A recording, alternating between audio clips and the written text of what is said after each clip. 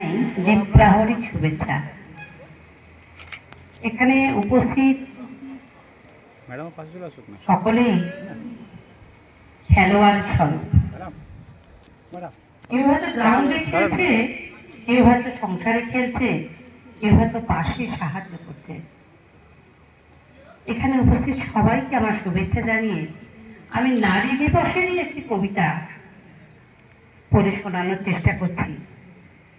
আজকে আন্তর্জাতিক নারী দিবস। সেই নারী দিবসটাকে আমি মনে করি হতভাগ্য নারী দিবস।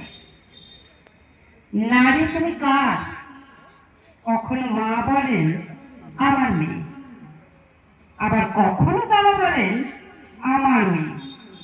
সত্যি সত্যি কি তুমি বাবা বা মা, নাকি জনসাধারণের সমাবেশের আনন্দ?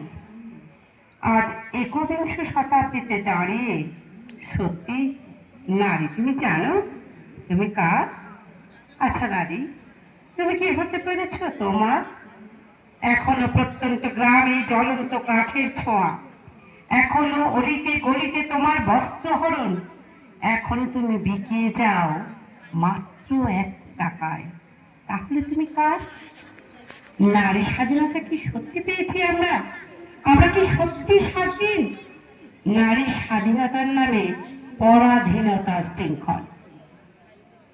বিশ্ব নারী দিবস আমরা কি খুঁজতে পারি নারীর নারীত্ব? আজ তোমরা কথা দিতে পারো হবে না বস্ত্রহরণ, খাবে না ছ্যাঁকা, নেবে না কেউ কিনে তোমায় মাত্র 1 টাকায়।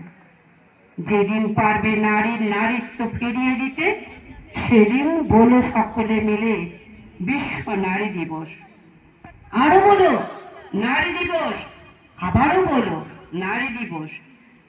নারী তুমি জননী, জন্মদাত্রী, বসুন্ধরা, বিশ্ব উল্লাসিনী।